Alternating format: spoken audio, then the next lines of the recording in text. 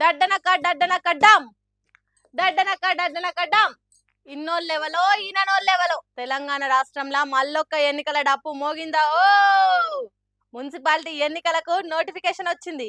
ఇక ఇప్పటి నుంచి కొత్త కొత్త మర్యాదలు షురువు అవుతాయి. ఇన్ని రోజులు మాట్లాడని మనిషి కూడా మామ, కాక, అత్త, అక్క అని వరుసలు కలిపి పిలుస్తారు.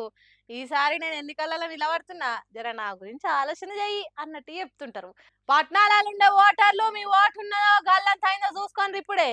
మీ వార్డును డెవలప్ చేస్తామని పోయినసారి ఎన్నికలలో గెలిచి పని చేయనోళ్ళను మనసులో పెట్టుకోండ్రి. కులం, మతం, జాతి అని కొత్త కొత్త ముసుగులు కప్పుకొని వస్తారు.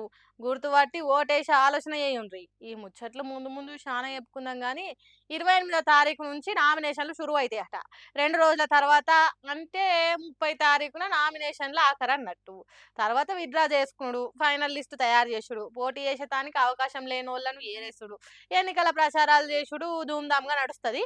ఫిబ్రవరి 11వ తారీఖున ఓటర్లు లైన్లలో నిలబడి నచ్చిన నాయకుని డెవలప్ చేస్తాడని నమ్మకంతో ఉన్న లీడర్కు ఓటేసుడు ఉంటుంది అన్నట్టు. తర్వాత ఒక్కరోజు ఆగి అంటే 13వ తారీఖు ఓట్ల లెక్కింపు చేస్తారట.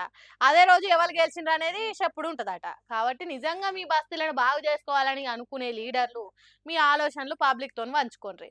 పబ్లిక్ మీరు కూడా పైసలు వంచేటోళ్ళను, వీరు బిర్యానీ తినిపించి తాపిచ్చేటోళ్ళను కాకుండా మంచోళ్ళని ఎన్నుకోండి. మనమైతే మాట్లాడుకుంటున్నాం కానీ ఖర్చు చేసేటోళ్ళు ఆగరు, తీసుకునేటోళ్ళు ఊకోరు. గ్రామ పంచాయతీ ఎన్నికలలో ఎన్ని కోట్లు ఖర్చు చేసిండ్రో అంతకంటే డబుల్ పైసలు పట్టణాలలో ఖర్చు చేసేటానికి కొడుతున్నది. మందు కాలువలై వారి తట్టు కూడా కొడుతున్నది. జెండాలు కుట్టేటోళ్లకు, బ్యానర్లు కట్టేటోళ్లకు, జేజేలు కొట్టేటోళ్లకు చేతి నిండా పని దొరుకుతుంది. మరి చూడాలి ఏ పార్టీ పట్నం ఎన్నికలలో ఎక్కువ సీట్లు గెలుస్తుంది, ఏ పార్టీ వెనుకబడి పోతుంది అనేది 13 తారీఖున తెలుస్తుంది.